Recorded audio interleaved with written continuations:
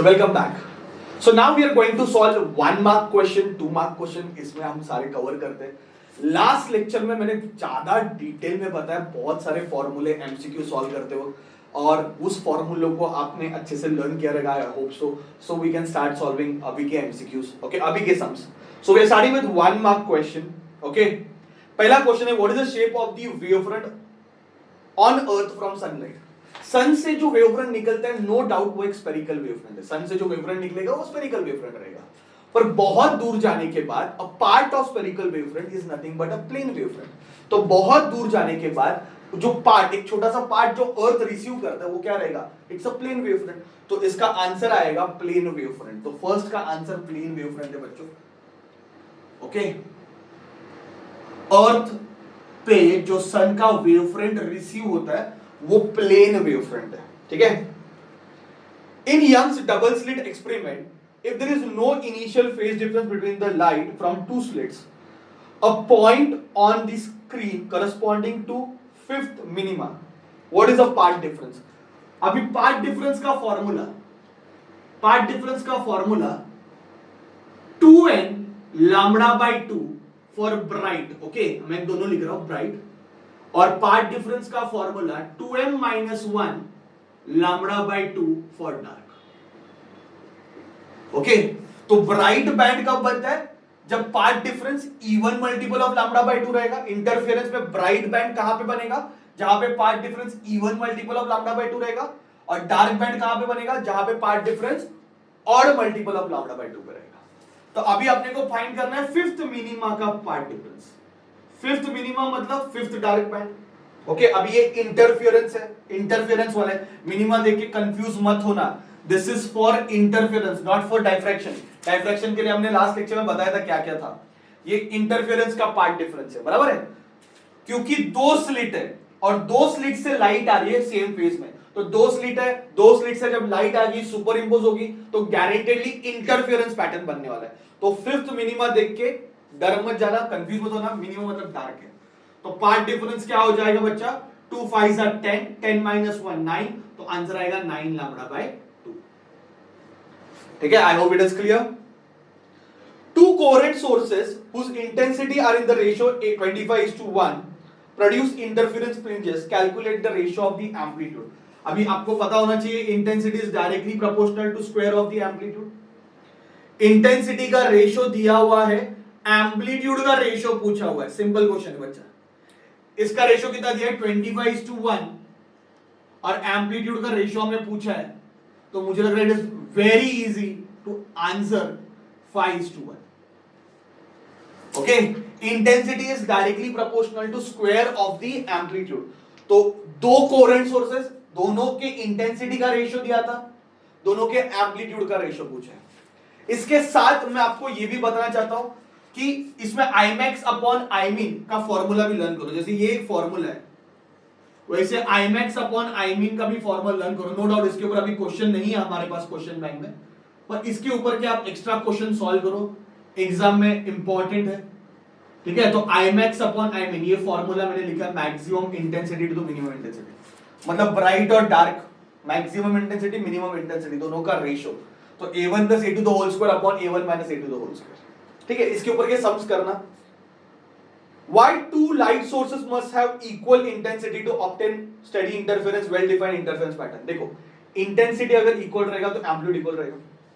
अगर दो लाइट का इंटेंसिटी सेम है, मतलब दो लाइट का एम्पलीट्यूड सेम रहेगा, कॉमन सेंस का बात है. तो दो लाइट का अगर एम्पलीट्यूड सेम रहेगा तो प्रॉपर डार्क बैंड बनेगा. ब्राइट और डार्क में जो डार्क है ना वो बहुत प्रॉपर डार्क बनेगा. मतलब आप इंटरफेरेंस पैटर्न का प्रॉपर कॉन्ट्रास्ट मेंटेन कर सकते हो. तो टेक्स्ट बुक में ये पॉइंट लिख के दिया हुआ है. सिर्फ याद रखना इंटेंसिटी सेम मतलब एम्पलीट्यूड सेम है, और एम्पलीट्यूड सेम रहेगा तो प्रॉपर डार्क बनेगा. एक इंटरफेरेंस, स्टेडी इंटरफेरेंस पैटर्न का जो डार्क है, ओके, वो प्रॉपरली दिखेगा तुम लोग को. ओके, तो उससे कॉन्ट्रास्ट मेंटेन होता है इंटरफेरेंस पैटर्न का. Okay, fifth sum, what is the relation between phase difference and optical path in terms of speed of light in vacuum? अभी ऑप्टिकल पाथ का फॉर्मूला लर्न करो. ऑप्टिकल पाथ का formula क्या है? Mu D. Okay, optical path का formula क्या है? Mu, that is refractive index into distance. Distance के बदले आप स्पीड इनटू टाइम चाहिए, क्योंकि उसको स्पीड के फॉर्म में फेज डिफरेंस लिखना है। अभी फेज डिफरेंस का फॉर्मूला क्या है? इसको अगर x बोल रहे हैं तो फेज डिफरेंस का फॉर्मूला हमने देखा 2 पाई x upon lambda. Phase difference का फॉर्मूला क्या है? 2 पाई x अपॉन लैम्डा। तो x की वैल्यू हम डाल देते हैं, तो 2 पाई म्यू ct अपॉन लैम्डा।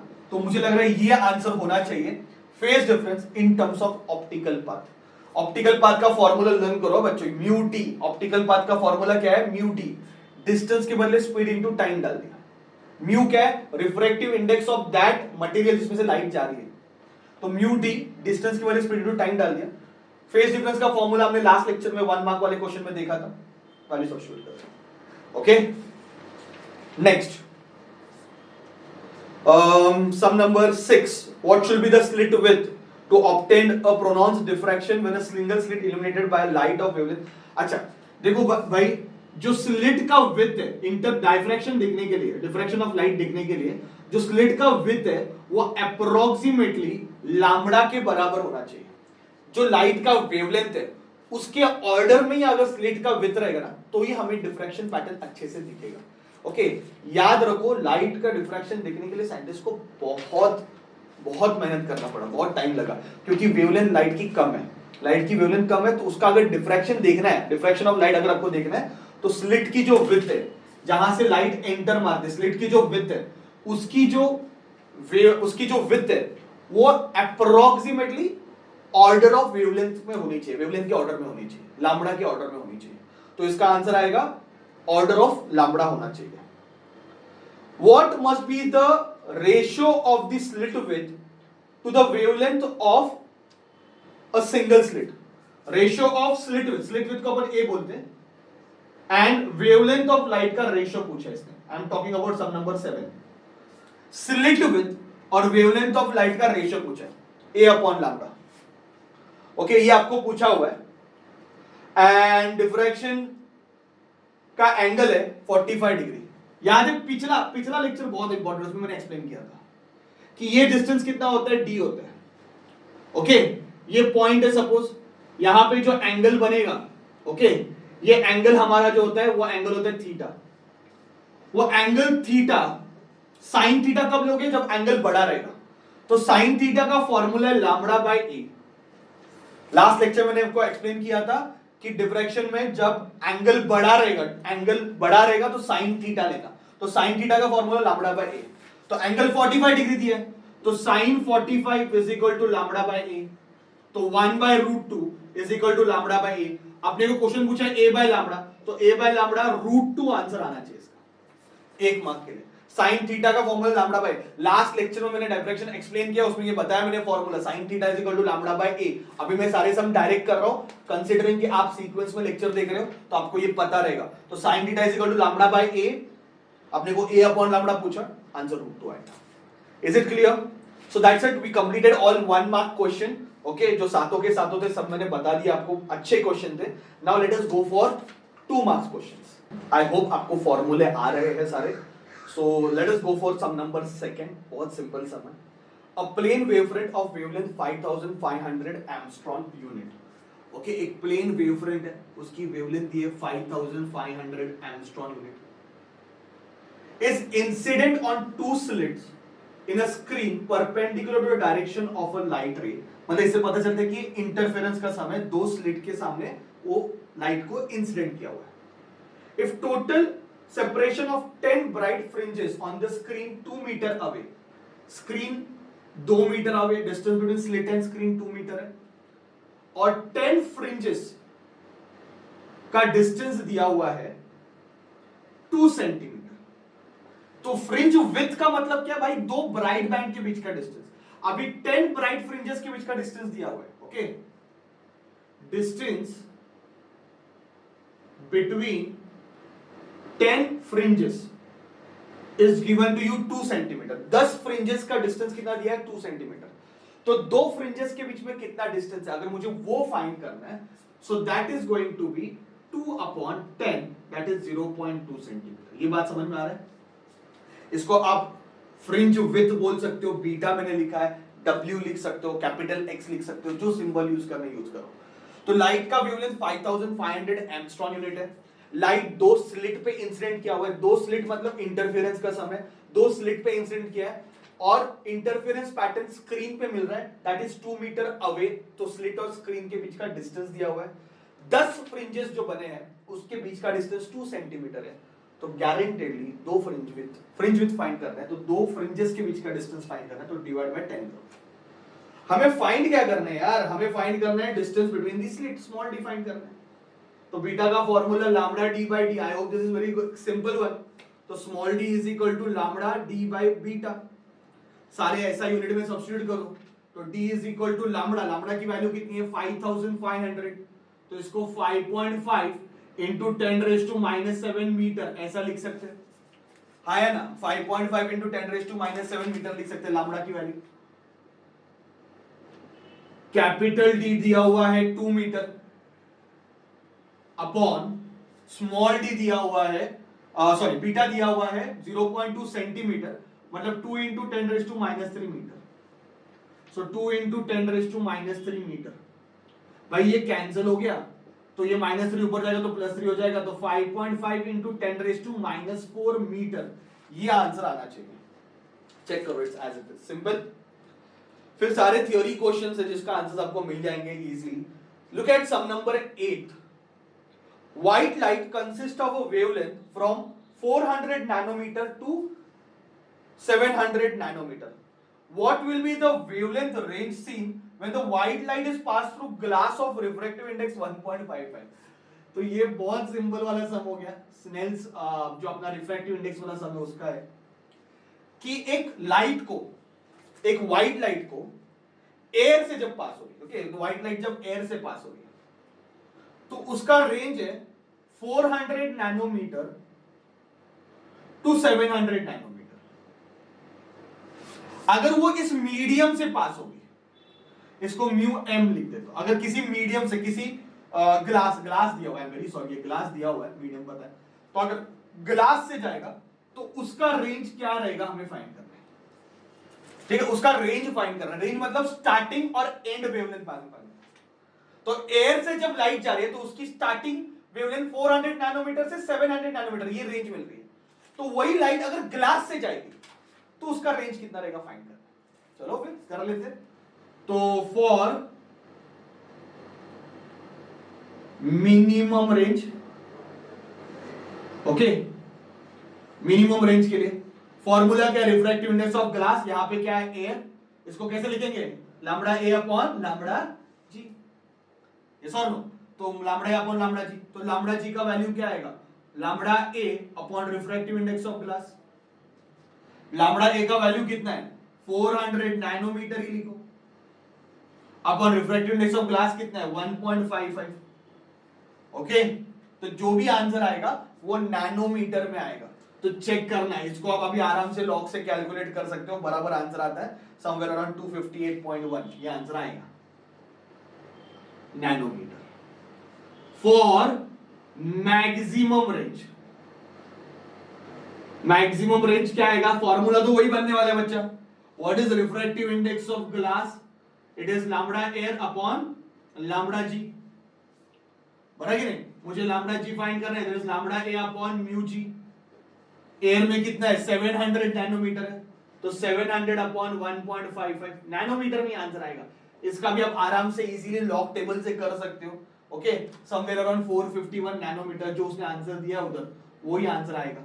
तो रेंज क्या है ग्लास में 258.1 नैनोमीटर से 451 नैनोमीटर, ये रेंज है, ठीक है। तो बहुत सिंपल सम है, ऐसे सम आपने 11th स्टैंडर्ड में भी सॉल्व किए हुए, रिफ्रैक्शन वाले सम्स है, ओके, मीडियम से पास होता तो रिफ्लेक्शन वाले सम। इसका भी फॉर्मूला मैंने लास्ट लेक्चर में दिया था, refractive index of 2 with respect to 1, इसको कैसे लिख सकते हैं, lambda 1 upon lambda 2 is equal to, yes, C1 upon C2 is equal to μ2 upon μ1, check कर सकते हो आप लास्ट लेक्चर। तो ये वाला फॉर्मूला मैंने यूज किया हुआ है, ठीक है, बेसिक फॉर्मूला यूज किया और सॉल्व किया। I hope you got it, it is very simple. तो दोनों सम हमने सॉल्व कर दिए, this is sum number 8, okay, ये सम नंबर 2 था। अभी और एक सम बचे, सम नंबर 9, वो भी करते, पर पहला ये दोनों अच्छे से कॉपी डाउन कर लो आप। Okay, so now will go for the last sum for 2 marks 9 के लिए।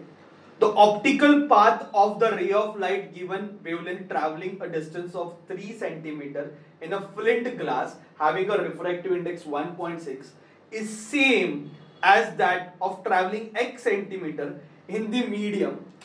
अरे बच्चों, मतलब क्वेश्चन अच्छे से पढ़ लो। ऑप्टिकल पाथ का फॉर्मूला मैंने थोड़ी देर पहले दिया था इसी सेगमेंट में। ऑप्टिकल पाथ का फॉर्मूला क्या है? Mu D.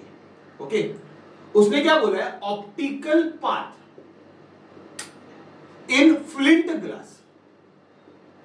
फ्लिंट ग्लास में लाइट का जो ऑप्टिकल पाथ है 3 सेंटीमीटर ट्रेस करने में is same as optical path in medium जिसमें 1 सेंटीमीटर ट्रेस किया है।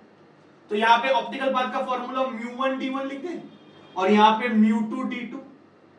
तो फ्लिंट ग्लास का रिफ्रैक्टिव इंडेक्स 1.6, डिस्टेंस कितना दिया है? 3 सेंटीमीटर।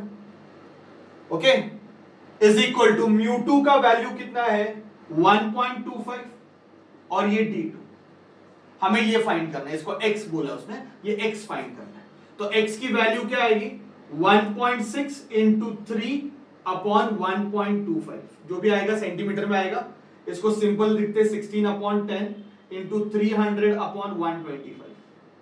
125 5 125, इट इज कितना था? 12 था, बराबर है कि नहीं? 12 था, और ये हो गया 16 इंटू 12 अपॉन 50 है। तो इसका आंसर 3.84 सेंटीमीटर आना चाहिए। देखो, हाँ बराबर है, 3.84 सेंटीमीटर। चेक करके देखो आपको ये आंसर मिल रहा है क्या? In a very easy way you can do it. Okay, तो ऑप्टिकल पाथ वाला ये दूसरा क्वेश्चन है जो रिपीट हुआ है। Now we'll go for 3 marks question. Again 3 sums ये तो फटाफट कर देते इसमें। Sum number 4 देखो। The distance between two bright fringes in a biprism experiment using light of wavelength 6000 Armstrong unit is 0.32 mm। दो ब्राइट फ्रिंजेस में जो डिस्टेंस है वो है 0.32 mm। जब लाइट की वेवलेंथ मैंने कितनी यूज की? 6000 एंगस्ट्रॉम यूनिट। अगर मैंने लाइट की वेवलेंथ 4800 एंगस्ट्रॉम यूज की तो फ्रिंज विड्थ कितना से चेंज होगा? ऐसे क्वेश्चन पूछे, फ्रिंज विड्थ कितना से चेंज होगा? अभी फ्रिंज विड्थ का फॉर्मूला क्या बच्चा? Lambda D by D. Beta is equal to lambda D by D. जब मैंने 6000 एंगस्ट्रॉम यूनिट वाली लाइट यूज की तो फ्रिंज विड्थ 0.32 था। 6000 एंगस्ट्रॉम यूनिट वाली यूज की तो बी का वैल्यू कितना है? 0.32। अभी अगर मैंने 4800 मतलब बी का वैल्यू क्या हो गया? सो लैम्बडा का वैल्यू क्या हो गया? कम हो गया। तो फ्रिंज विड्थ भी कम हो जाएगा। यस और नो? तो कितना से कम हो वो फाइंड करना है। मतलब ultimately we want to find beta minus beta dash. बात समझ में आ रहा है? तो बीटा का फॉर्मूला मेरे पास है lambda D by D. Beta dash का formula lambda dash D by D. Okay, दोनों को डिवाइड करोगे तो beta dash upon beta is equal to lambda dash upon lambda. Lambda dash की वैल्यू 4800 अपॉन 6000, ये दो जीरो कर दोगे 12 4 5 तो beta dash is 0.8 times of beta. 4 upon 5 is 0.8। हमें क्या फाइंड करना है? Beta minus beta dash. तो बीटा माइनस बीटा डैश मतलब it is beta minus 0.8 beta मतलब 0.2 बीटा। तो 0.2 इंटू 0.32 तो आंसर आएगा 0.064 and that answer will be in mm। Check करो आंसर क्या आ रहा है आपको। अपने को बीटा माइनस बीटा डैश चाहिए, आंसर इजीली मिल गया। तो दोनों फॉर्मूलों को डिवाइड करो तो beta dash is 0.8 times of beta, minus करो you will get the answer in a very easy way. ठीक है, next fifth sum. This is sum number 4। ये 3 मार्क्स का, आई एम वेरी सॉरी, और ये फिफ्थ सम है 3 मार्क्स के लिए। A parallel beam of green light of wavelength 5496 nanometer passes through a slit of width 0.4 mm. Okay. The intensity pattern of the transmitted light is seen on a screen which is 40 centimeter away. What is the distance between two first order minima? मतलब ये diffraction का सम है। दो minima के बीच का distance पूछा। दो minima के बीच का डिस्टेंस अगर आप याद करोगे, दो मिनिमा के बीच का डिस्टेंस, ओके, मैंने आपको एक डायग्राम बताया था लास्ट लेक्चर में, तो दो मिनिमा के बीच में का डिस्टेंस मतलब क्या होगा, ये फ्रिंज विड्थ हो गया, sorry width of the central maxima हो गया। तो distance between two minima is nothing but width of central maxima, ये आपने को फाइंड करना है। तो उसने ऐसा सामने से नहीं बोला कि find width of central maxima, दो मिनिमा के बीच का डिस्टेंस, तो दो मिनिमा के बीच में एक डिस्टेंस जो होता है वो क्या है, सेंट्रल मैक्सिमा का विड्थ है। फॉर्मूला क्या है, 2 लैम्बडा डी बाय ए। तो 2 इंटू वेवलेंथ कितना दिया है देख लेते हैं, वेवलेंथ दिया हुआ है 546 नैनोमीटर, 546 नैनोमीटर मतलब 10⁻⁻⁹। स्क्रीन 40 सेंटीमीटर दूर है तो 0.4 हो गया अपॉन ए, विड्थ जो है स्लिट विड्थ वो 0.4 mm है, तो 0.4 इंटू 10⁻³ मीटर में कन्वर्ट करो। सारा मीटर में लिख दिया मैंने, ये कैंसिल हो गया बच्चों, इसको मल्टीप्लाई करोगे तो यहां पे कुछ आएगा 246 का डबल कितना आएगा 1092 है ना, 1092 इंटू 10⁻, ये -3 ऊपर जाएगा तो +3 हो जाएगा, तो 10⁻⁻⁶ हो जाएगा। तो इट इज 1.092 इंटू 10⁻³ मीटर, ये आंसर है। Okay, which is approximately equal to 1 millimetre, है ना, ये इसको मिलीमीटर लिख सकते हैं। तो अपने को आंसर मिल गया फिफ्थ वाले का। सिंपल है कि नहीं? सबसे मेन चीज क्या है, आपको पता होना चाहिए डिस्टेंस बिटवीन टू मिनिमा मतलब क्या है, width of central maxima, central maxima का विड्थ, यही इंपॉर्टेंट है, यही फॉर्मूला इंपॉर्टेंट है। सेंट्रल मैक्सिमा पे ज्यादा करके सम्स पूछते हैं डाइफ्रैक्शन में से, तो ये आप सॉल्व कर सकते हो डायरेक्टली, ठीक है। चलो एक ही सम बचा और वो भी डिफ्रैक्शन वाला ही सम है, तो वो भी कर लेते हैं। पहले ये अच्छे से कॉपी डाउन कर लो and then will go for the last sum from this chapter. So now will go for sum number 6। In a Fraunhofer's diffraction by a narrow slit, a screen is placed at a distance 2 meter. Sum number 6 last question है, screen 2 metre पे रखा हुआ है, okay, from the lens obtain a diffraction pattern if the slit width of the slit is 0.2 mm. I'm very sorry, width of the slit मतलब small a आएगा, and first minima is 5 millimeter on either side, 5 millimeter on either side मतलब ये side भी 5 millimetre, वो side भी 5 millimetre. तो again अगर मैं डाइफ्रैक्शन पैटर्न देखता हूं तो यहां से 5 मिलीमीटर और यहां पे 5 मिलीमीटर, तो विड्थ कितना हो जाएगा 10 मिलीमीटर हो जाएगा। ओके, बात समझ में आ रहा है? आइदर साइड मिनिमा 5 मिलीमीटर पे मिला है तो विड्थ कितना हो जाएगा 10 मिलीमीटर हो जाएगा। Okay, find the wavelength of the wave, wavelength find करनी वेव की। सो कन्वर्ट करते भाई इसको 0.2 को, इसको 2 इंटू 10⁻⁻⁴ लिख दो मीटर में, इसको 10⁻⁻² मीटर आएगा। विड्थ ऑफ सेंट्रल मैक्सिमा, अभी हमने बोला फॉर्मूला इंपॉर्टेंट है, हमें क्या फाइंड करना है, हमें फाइंड करना है वेवलेंथ लैम्बडा। तो lambda is equal to W into D upon 2 capital D। W कितना दिया हुआ है 10⁻², या फिर इसको अपन ऐसे लिखते हैं 10 इंटू 10⁻³ मीटर, कंफ्यूजन नहीं चाहिए। तो 10 इंटू 10⁻³ D का वैल्यू कितना है, D मतलब A, सॉरी ये A है, ये A का वैल्यू कितना है, slit 2 into 10⁻⁴ upon 2 into capital D कितना है 2, तो ये 2 कैंसिल हो गया, 2 1 2 5, तो आंसर 5 इंटू 10⁻⁻⁷ मतलब 5000 इंटू 10⁻⁻10 मीटर। इसको आप 5000 एमस्ट्रॉन यूनिट ऐसे डाल सकते हैं। Again a very easy calculation, देखो मतलब ज्यादा से ज्यादा इस चैप्टर में हमने कैलकुलेशन विदाउट लॉग ही कर दी है, ठीक है। ये समझाना, मेन पॉइंट क्या था कि आइदर साइड पे फर्स्ट मिनिमा 5 mm पे बना है, तो विड्थ कितना हो गया 10 mm हो गया, बस इतना चीज समझना, बाकी चीजें डायरेक्ट दी है, फॉर्मूला लिखो, वैल्यू सब्स्टिट्यूट करो, ओके। अभी जो 4 मार्क के है वो तो सारे क्वेश्चन बहुत अच्छे क्वेश्चन है, ओके। तो मुझे लग रहा है आपको वो ऑप्शन में नहीं डालना चाहिए, ओके बहुत अच्छे से 4 मार्क के क्वेश्चन भी करके जाओगे, पर न्यूमेरिकल इस चैप्टर से आता ही है और इजी न्यूमेरिकल आएगा। आप आपका कॉन्फिडेंस गेन करो। मेरे रिलेटेड वीडियोस जो है आपको अगर नहीं आता तो वो आप चेक कर सकते हो, ओके, प्राइम शिक्षा पे जाके, and you will boost your confidence for sure, ठीक है। So I think this is done with the chapter, okay. And पहला लेक्चर जो उसका लास्ट लेक्चर में लिया उसमें बहुत सारा मैंने एक्सप्लेन किया था एमसीक्यू में, इसमें मैंने सिर्फ डायरेक्ट सम सॉल्व किए, पर श्योरली आपको एक सॉल्यूशन मिलेगा और आपको ये हेल्पफुल हो जाएगा, ठीक है बच्चों। Thank you very much.